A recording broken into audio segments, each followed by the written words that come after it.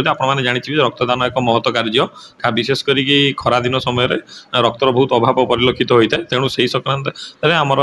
Bhadrak police और BSS 12 organisation मिलित अनुकूल जो रक्तदान शिविर करा मोर वार्ता यह जनसाधारण को युवक मान युवपीढ़ी को विशेषकर ये समस्ते ये कार्य एक महत्व कार्य रक्तदान एक आगे आसतु और बहु परिमाण में रक्तदान शिविर को सफल कर सहयोग करूँ। आमर तिहिड़ी थाना जो आमर रक्तदान शिविर आयोजन कराऊँगी एटा आमर तिहिड़ी पुलिस भद्रक जिला पुलिस और बीएसएस 12 नामक एक संस्थार मिलित सहयोग ये रक्तदान शिविर आयोजन कर मुझे देखिले आसला देखिली बहुत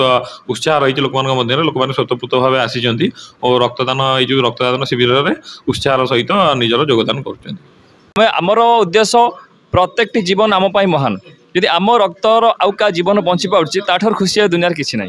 प्रत्येक थर आम बीएसएस जो भारत सोशल सर्विस रक्तदान शिविर करूँ आम बारू एरिया रे अंचल रे